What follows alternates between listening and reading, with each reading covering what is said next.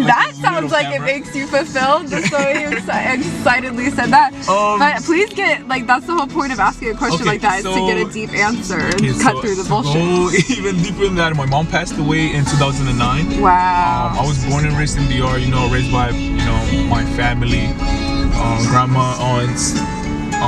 My father was like always traveling. Now I live with him and my stepmom, you know. Yeah. So no, it's pretty straight up. What makes it feel tricky might be the better question. Do we have to look for a specific answer to that? No. That's the thing. That's why it feels tricky. The question that we get to play with is like, just in general, like what comes up when we ask the question, because that's where the wisdom lies. Not necessarily about having the answer, but just paying attention to the awareness of like what comes up when we ask things like this, you know? You know, I feel like if that question would have been asked like at an earlier point, you know, in my life, of course, you know, like about a year ago or 2 years maybe, looking in the inside. Kinda, you know, still looking for that, but now it's what was like actually looking for that. You know, I feel like when you get asked that question at a certain point where you don't realize, you know, you're looking for something,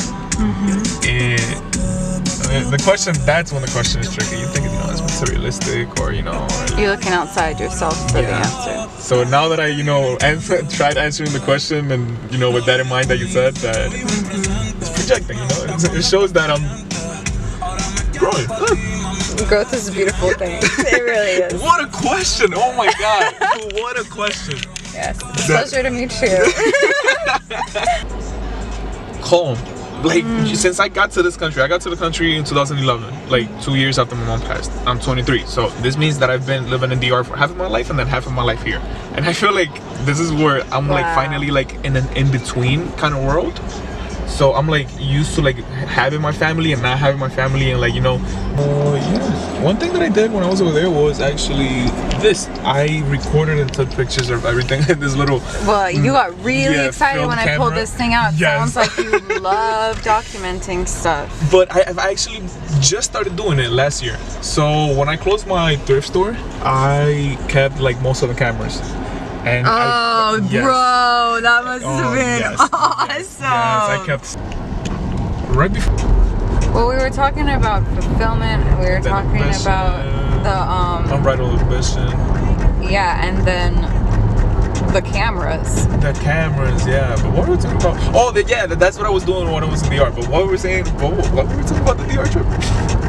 Well, we've just been talking about life. You were talking about having your how your life has been like half there and half here. Yeah, so finally like having that grasp like of you know, like a little more life in DR, and that, you know, having just being able to get back to that state when I was in DR. Like I had to go through like a couple things for me to actually be at that level.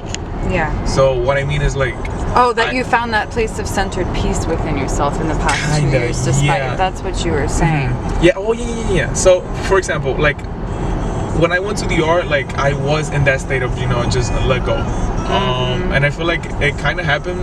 Same thing with the camera. Like, oh, that's what I was going. Like putting those two together. So yeah, like with the camera, like that happened, and I actually like was okay with it. Like I made peace with it. Like I lost all of like the whole, you know, year of memories in the camera and whatnot. Yep. But I lived it, you know, and I just looked through those moments, through that memory, like times and times and times, probably more than 100 times. And I realized that I lived it, so I shouldn't be, you know, shouldn't feel any kind of way. Like I don't have to like look back into like the memory to think to myself, you know. I know. To think to myself, like, who are you? How do you know this? Well, I relate, I should say. I relate, especially like for me, like even the beauty. It's crazy. Okay. Everything, oh yeah, for sure. Everything does align. Everything is aligned. Everything is connected. Everything happens for a reason, for sure. But having the feeling of it, it's crazy. I know it is. That's why I'm like, I don't want to. Nice save. I don't want anything to take away from them for you, because that is a very beautiful thing. This is what I think when I get these deja vus. I think that I'm going on the right path, right? I feel like if this is happening and I'm having this and I had a dream about this and it's happening now. It's like confirmation. It's confirmation that I'm going in the right place. So I've started doing this thing of like, when I get to this point. By the way, this was my theme song when I was in the art. Bad Bunny dropped this when I was there, and I swear to God, this was like my theme song when I was over there. And the fact that I'm telling you this